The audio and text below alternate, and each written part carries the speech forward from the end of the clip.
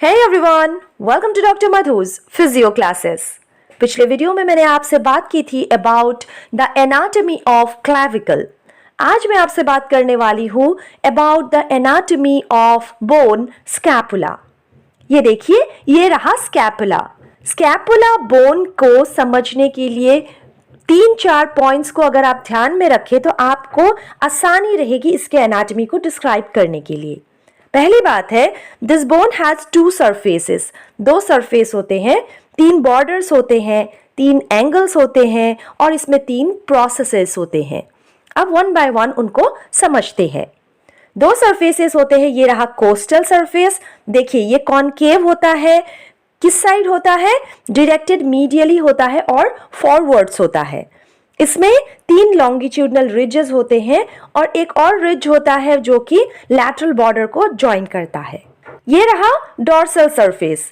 Dorsal surface attachment देता है to the spine of the scapula को, जो कि इस पूरे डॉर्सल सरफेस को एक अपर स्मॉलर सुप्रास्पाइनस फोसा और लोअर लार्जर इंफ्रास्पाइनस फोसा में डिवाइड करता है।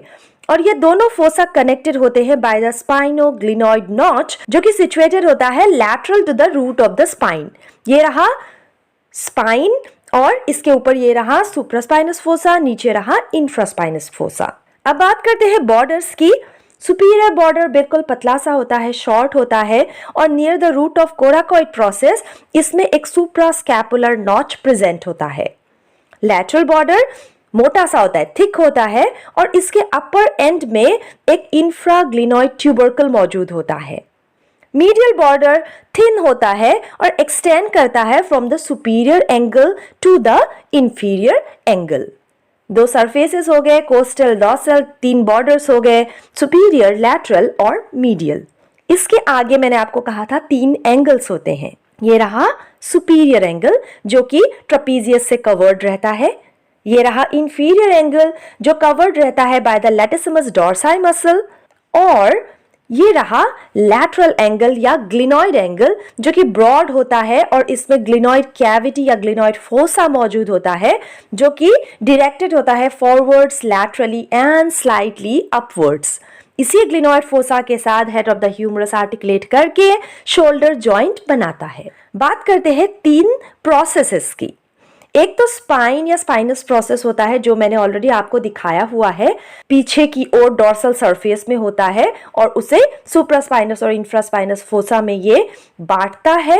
ओके, इस ट्रायंगुलर प्रोसेस के 3 बॉर्डर्स अपने आप में होते हैं, 2 सरफेसेस होते हैं और इसके क्रेस्ट में भी अपर लिप और लोअर लिप होता है। इतना याद ना भी रहे तो इस स्पाइन को आप जरूर याद रखें। इसके आगे एक्रोमियो प्रोसेस होता है जिसके 2 बॉर्डर्स होते हैं, मीडियल एंड लैटरल, 2 सरफेसेस होते हैं, सुपीरियर, इंफीरियर, और इसमें एक फेसेट भी होता है for the clavicle to make the acromioclavicular joint. मैंने आपको अपने क्लैविकल वाले वीडियो में इस बारे में बताया था। एक और प्रोसेस होता है कोराकॉइड प्रोसेस जो कि डायरेक्टेड होता है फॉरवर्ड्स एंड स्लाइटली लैटरली। तो 3 प्रोसेसेस हो गए, स्पाइनस प्रोसेस, एक्रोमियो प्रोसेस और कोराकॉइड प्रोसेस। अब इतना जानने के बाद इस बोन के बारे में आप कैसे पता लगाएंगे कि ये पर्टिकुलर बोन राइट साइड का है या लेफ्ट साइड का है? जैसा मैंने आपको पिछले वीडियो में भी कहा था, ये जरूरी है to understand the anatomy and to score marks in anatomy examination. एक कॉमन क्वेश्चन होता है, एग्जामिनर आपको पूछते हैं कि इस बोन का साइड डिटर्मिनेशन आपको करना है। तो हमेशा याद रखिए, जो लैटरल या ग्लिनॉइड एंगल होता है काफी बड़ा होता है और इसमें ग्लिनॉइड कैविटी होता है और ये ऑब्वियसली लैटरली प्लेस्ड होता है। डॉर्सल सरफेस हमेशा कॉन्वेक्स होता है और जो ट्रायंगुलर स्पाइन है वो इसे सुपीरियर और इंफीरियर, सुप्रास्पाइनस और इंफ्रास्पाइनस फोसा में डिवाइड करता है। और कोस्टल सरफेस हमेशा कॉनकेव होता है ताकि ये चेस्ट वॉल में अच्छे से फिक्स हो जाए। और जो लैटरल बॉर्डर है वो सबसे थिक होता है और ग्लिनॉइड कैविटी से इंफीरियर एंगल तक ये मौजूद होता है। तो बहुत ही इजी है, कह सकते हैं, इस बोन के साइज को डिटरमाइन करना। अब बात करते हैं अटैचमेंट्स किन चीज़ों की है इस बोन में। तो मसल अटैचमेंट्स की बात करें तो बहुत सारे मसल्स है जो स्कैपुला में अटैच होते हैं। सबस्कैपुलरिस का ओरिजिनेशन होता है from the medial 2/3 of the subscapular fossa. Serratus anterior insert होता है along the medial border of the costal surface. एक डिजिटेशन होता है to the superior angle, 2 digitation इसके अटैच होते हैं to the medial border and 5 digitations to the inferior angle. Supraspinatus originate होता है from the medial 2/3 of the supraspinous fossa. Infraspinatus arise होता है from the medial 2/3 of the infraspinous fossa. Deltoid originate होता है from the lower border of the crest of the spine and lateral border of the acromio process.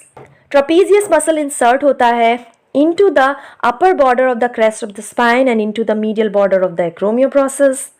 Long head of biceps originate होता है from the supraglenoid tubercle.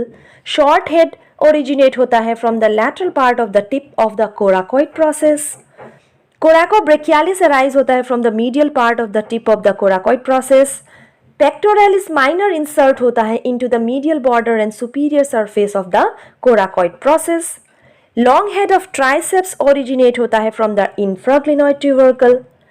Teres minor originate होता है from the upper 2/3 of the rough strip on the dorsal surface along the lateral border.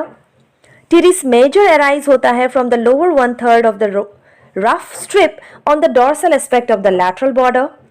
Levator scapulae insert होता है along the dorsal aspect of the medial border from the superior angle up to the root of the spine.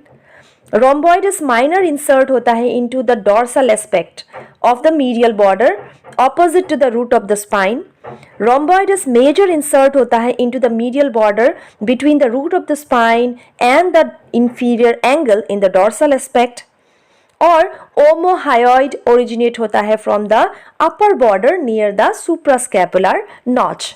तो एक लंबा list है muscle का। सबसे easy way है कि आप इस डायग्राम के थ्रू इन सारे मसल्स के अटैचमेंट्स को याद रखिए। और सिर्फ मसल्स ही नहीं, कुछ लिगामेंट्स, कैप्सूल्स वगैरह का अटैचमेंट भी होता है। जैसा मैंने आपको कहा था कि glenoid cavity head of the humerus के साथ शोल्डर जॉइंट बनाता है, तो वहाँ पे जो मार्जिन है ग्लिनॉइड कैविटी का, उसके साथ ग्लिनॉइडल लेब्रम और capsule of the shoulder joint का अटैचमेंट होता है। इसके अलावा एक्रोमियोक्लेविकुलर जॉइंट का जो कैप्सूल होता है वो भी अटैच्ड होता है to the medial aspect of the acromio process.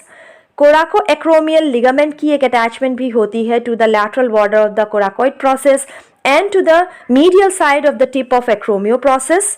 Coracohumeral ligament का भी अटैचमेंट होता है to the root of coracoid process. और कोराको क्लेविकुलर लिगामेंट का भी अटैचमेंट होता है to the coracoid process. Suprascapular ligament का अटैचमेंट होता है अक्रॉस द सुप्रास्कैपुलर नॉच। और स्पाइनोग्लिनॉइड लिगामेंट भी अटैच्ड होता है टू द स्पाइनोग्लिनॉइड नॉच। तो बहुत सारे अटैचमेंट्स है और इनके थ्रू सुप्रास्कैपुलर वेसल्स या फिर जो सुप्रास्कैपुलर नर्व है वो भी पास होता है। तो जैसा मैंने कहा था कि साइड डिटर्मिनेशन बहुत ही इजी है इस बोन का, उसी तरीके से मसल्स और लिगामेंट्स को याद रखना काफ़ी टफ है। तो बार बार आप डायग्राम्स को बनाइए, बार बार बोन हाथ में लेकर अच्छी तरीके से समझने की कोशिश कीजिए। I do not have bones with me right now, तो मैं आपको बोन्स के माध्यम से किस तरीके से आप प्रैक्टिकली पढ़ सकते हैं वो तो नहीं समझा पाई, बट मेक इट श्योर कि एटलीस्ट फाइबर का ही सही आप एक स्केलेटन अपने पास रखिए सारे बोन्स का। ऑस्टियोलॉजी पढ़ने के लिए ये काफ़ी हेल्पफुल रहता है। और डायग्राम्स इज मस्ट, आपको बहुत अच्छे से डायग्राम्स प्रैक्टिस करने चाहिए एग्जाम्स में मार्क्स के लिए भी और अपने कंसेप्ट्स को क्लियर करने के लिए भी।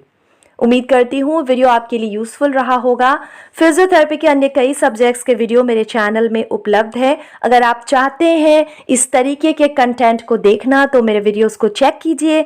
अच्छा लगे तो चैनल को सब्सक्राइब कीजिए और अपने फ्रेंड्स, सीनियर्स और जूनियर्स में शेयर भी ज़रूर कीजिए। See you again with another informative video. Till then take good care.